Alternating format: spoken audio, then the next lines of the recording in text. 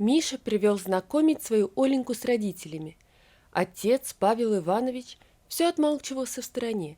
И не скажешь по нему, понравилась ли невестка или нет. Сразу видно, что не он хозяйничает тут. А вот мама, будущая свекровь Оли, так и норовила еще вопросиков 10 задать. Придирчиво Анна Тимофеевна к выбору сына отнеслась.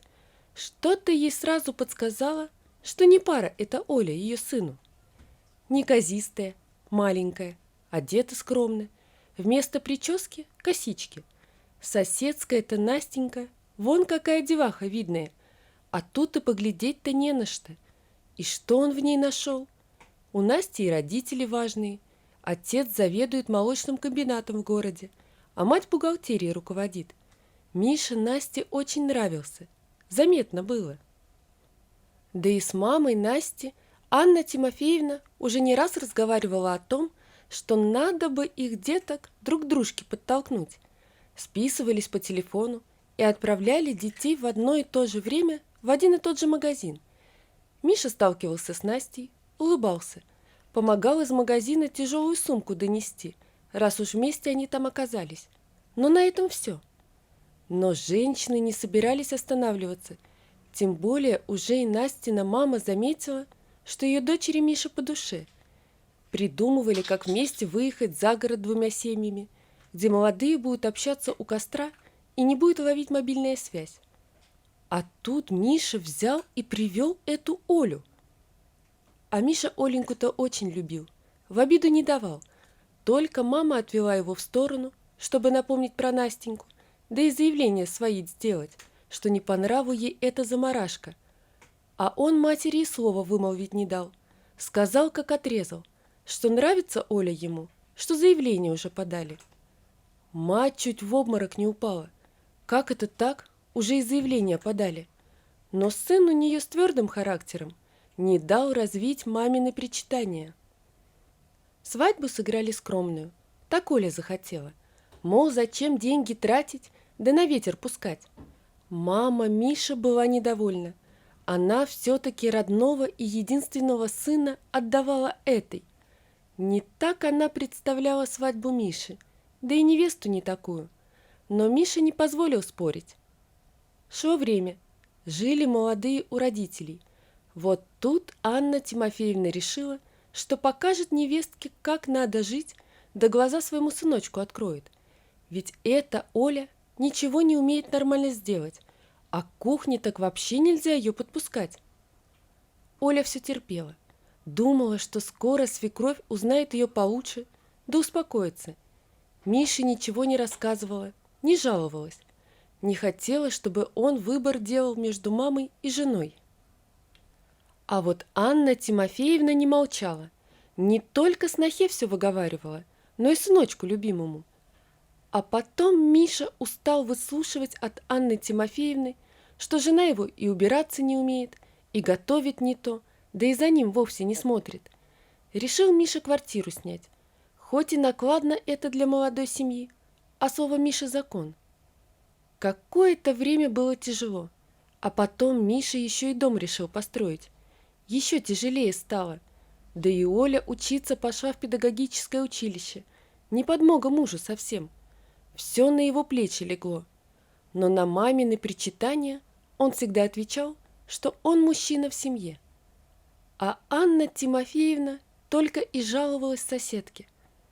Представь себе, мой сын на нескольких работах горбатится, а это учиться надумала, как будто ее учеба что-то значит.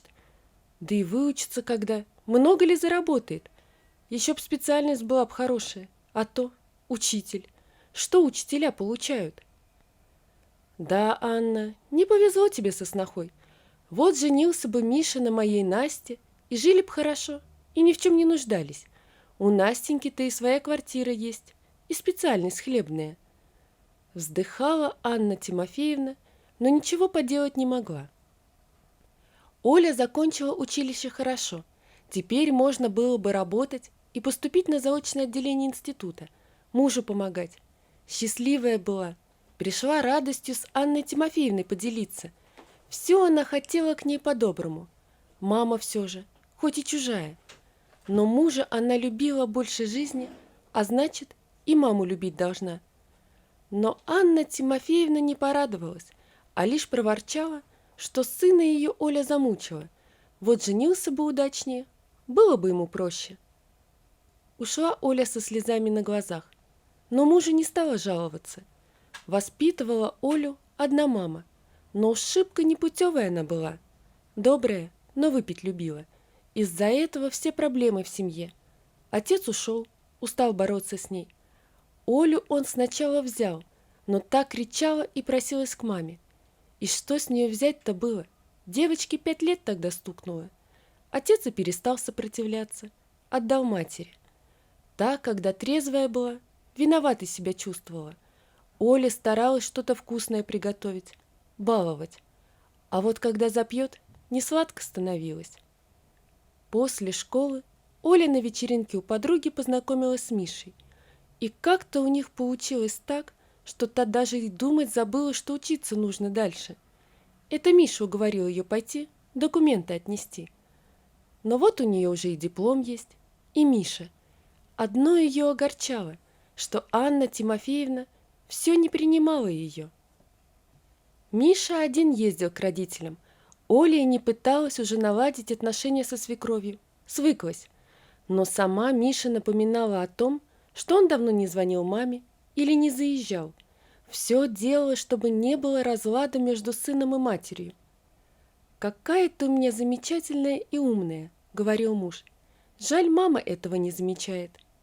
Оля улыбалась и обнимала мужа. Время шло. Оля сначала учителем стала работать, а теперь уже и заучем. Нравилось ей в школе. У них детки родились, 2 сына-погодки, Вадим и Тимофей. На удивление, внуков мама Мишина любила, с радостью возилась с ними и всегда соглашалась нянчиться. А вот с Олей отношения так и не сложились. Они просто не общались, только какие-то слова приветствия и прощания. Жили Миша с Олей уже в своем доме, места всем хватало. Иногда Анна Тимофеевна и с ночевкой у них оставалась, чтобы с внуками помочь. А Олю в это время и не замечала. Та для нее была как тень, только иногда что-то говорящее. А Оля радовалась тому, что хотя бы от мальчишек бабушка не отвернулась. Выросли мальчишки быстро, и опустел дом Миши и Оли. Сыновья поехали поступать в другой город, в авиационное училище. Сначала один, а затем другой. Ох, и тяжко же было всем без ребят. Тишина в доме иногда так давила, но зато при первой возможности сыновья приезжали домой. Всех радовали своим приездом, и родителей, и бабушку. У Анны Тимофеевны умер муж. Очень он уж сильно болел. Осталась она одна-одинешенька, но Коля так и не приходила. Внуки взрослые, сами наведывались, когда были дома. И хоть тяжело было ей одной, но идти к снохе она не собиралась. Сын сам периодически заезжал, да с соседкой разговаривала. У той тоже уже внуки взрослые, только совсем носа не показывают к бабушке.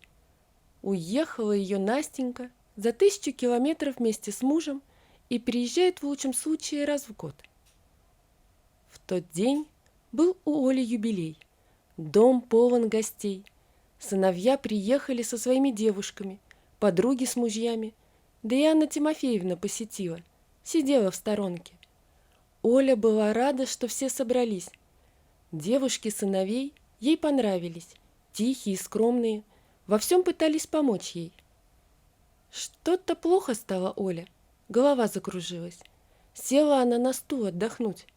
Перепугались все, стали думать, догадать, решили, что завтра же пойдет к врачу Оля. А сама она подумала, что все, старость уже не за горами. Но потом вроде полегчало, вечер прошел хорошо. Дома было шумно и весело, как в старые добрые времена. После того, как гости ушли, девушки сыновей не дали ей ничего делать, и при этом не намекали на ее здоровье. Просто сказали, что негоже имениннице посуду намывать, сами справились, да мальчишки помогали. Утром Миша и Оля проводили гостей. Смахнула слезу она, когда смотрела вслед уезжающему такси. Опять будет дома тишина, и это не радовало. Вспомнила о том, что вчера ей нехорошо стало, да засобиралась в поликлинику. Миша предложил отвезти, но отказалась. Поликлиника недалеко, хотелось прогуляться, подышать свежим воздухом. Пришла из поликлиники Оля с новостью, которая ошарашила ее. Рассказала Мише тут же, как только тот вечером с работы пришел. Беременна она, и что делать-то не знает, что сыновья большие, у старшего свадьба намечается, а там, глядишь, и внуки пойдут. Миша помолчал, а наутро сказал, что, мол, поздно им детей рожать. Иди-ка ты, мать, избавляйся, что людей-то смешить. По-доброму сказал, но защемило что-то внутри у Оли, неведомыми тисками сжалось сердце внутри. У нее отпуск был, и утром она пошла к свекрови. Мать Оли к тому времени умерла уже, поговорить-то и не с кем. Знала, что свекровь не одобрит, прогонит, наговорит чего. Подумала, пусть еще она скажет, может, от ее злости легче будет решиться на этот шаг. Анна Тимофеевна молчала, смотрела на Олю, а потом заплакала. Оля перепугалась, не было такого, чтобы свекровь ей душу изливала. Начала она рассказывать о своем, о том, как Миша больным да хилым родился, как боялась она за него, выхаживала, по врачам бегала, страшно ей было. Оля молча слушала, а потом подошла, обняла чужую маму и тоже заплакала. Было, что вспомнить из своего детства такое, что и сейчас покоя не давало. И стала Оля рассказывать Анне Тимофеевне, как жила в детстве, как голодала, когда мать пьяная валялась, как боялась до смерти этих собутыльников матери. В то утро проревели обе женщины час, наверное. Оля пошла домой, так и не решив, что же ей делать. А вечером пришла Анна Тимофеевна к ним домой. Миша перепугался, что эта мать так поздно гуляет, случилось что? Да и не приходит ведь она к ним. А она сказала, что не к нему она, а к Оленьке. От этого слова «Оленька» у Ольги слеза навернулась. Никогда ее так ни свекровь, ни мать не называли. Анна Тимофеевна села за стол, Оля ей чай налила, и та заговорила. Говорит, чтобы Оля не вздумала аборт делать. Все будет хорошо, ребенка вырастят, успеют. Дети – это счастье, и не каждому оно дается в дом. Этому радоваться нужно. А Мише она сама скажет. Анна Тимофеевна нашла такие слова, после которых Миша убежал из дома, а когда вернулся, у него в руках было 2 букета и торт. Он просил прощения и целовал любимую жену, а Анна Тимофеевна улыбалась, глядя на это. Родилась у Оли девочка, Аня, и такая пригожая, такая красивая, что глаз не оторвать. Дали ей ребенка подержать сразу на столе родильном. Оля глянула и удивилась. Реснички длинные, волосы черные, с кудрями. Забирали ее Миша и Анна Тимофеевна. Свекровь поменяла свой дом на другой, поближе к сыну с невесткой, чтобы Оленьке помогать. И каждый день она, как на работу, бежала к внучке и к Оле. Лучшими подругами стали они за год, пока малышка подрастала. И так они мило общались, так секретничали вдвоем, что и водой не разольешь их дружбу. И Оле стало теплее. Не было у нее никогда вот такой мамы, хоть и чужой, но мамы. Вот такая история, друзья. Напишите, пожалуйста, что вы думаете об этой истории. Не забудьте подписаться на канал и поставить лайк. Всего вам доброго. До свидания.